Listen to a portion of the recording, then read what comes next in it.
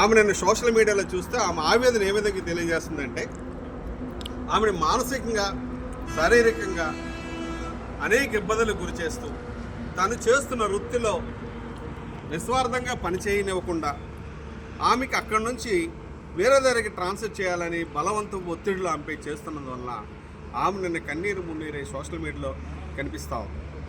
ఒక దళిత మహిళ అని చెప్పి చిన్న చూపుతో ఆమె పట్ల మీరు నిరంకుశంగా ప్రవర్తించడం అనేది శాసనసభ్యులుగా రాజ్యాంగబద్ధంగా ప్రజల చేత ఎన్నుకోబడి చట్టసభల్లో మీరున్నారు కాబట్టి అది ఎంతవరకు సమంజసం అని మేము వైఎస్ఆర్ కాంగ్రెస్ పార్టీ ఎస్ఎస్ఎల్ తరఫున మేము ప్రశ్నిస్తాం. అంటే కేవలం బలహీన వర్గాలకు చెందిన మహిళని ఒక దురుద్దేశంతో మీలో ఉందా?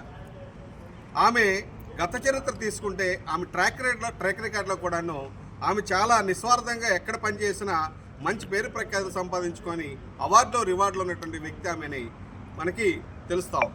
అలాంటి ఆమెపై మీ స్వార్థ ప్రయోజనాల కోసం మీరెవరినో అక్కడ అకామిడేట్ చేయాలనే ఉద్దేశంతో ఆమె స్థానంలో ఆమెను ఇబ్బందులు గురి చేయడం, కనీసం మహిళని చూడకుండా ఆమె పైన ఒత్తిడి తేవడం, ఆవిడ ఈరోజు మానసికంగా ఆత్మహత్య చేసుకోవడానికి కూడా ఆమె ఈరోజు నిన్న సోషల్ మీడియాలో మాట్లాడుతుంటే యావత్ మహిళా లోకం మిమ్మల్ని ఏ విధంగా భావిస్తుందని ఒకసారి అర్థం చేసుకోండి. శాసనసభ్యులుగా మీరు చట్టసభల్లో ప్రమాణం చేసింది ఏంటి? అందరినీ సమానత్వంగా చూడాలి, అందరికి ఫలాలు అందాలి, అందరి తాలూకా గౌరవాలను మీరు గౌరవించాలని మీరు చట్టసభల్లో ప్రమాణం చేస్తారు. అలాంటి చట్టసభలనే మీరు అగౌరవపరుస్తూ మీరు ఏ రోజు ఆమె పట్ల ప్రవర్తిస్తున్న తీరు చూస్తే చాలా హేయమంచిగా మేము దళిత వర్గాలకు మేము భావిస్తూ ఉన్నాం. ఆమెపై తక్షణమే ఆమె ఏమైనా జరిగితే దాని మీద వైఎస్ఆర్ కాంగ్రెస్ పార్టీ ఎస్సీ విభాగం న్యాయ పోరాటం చేస్తుందని తెలియజేస్తాము.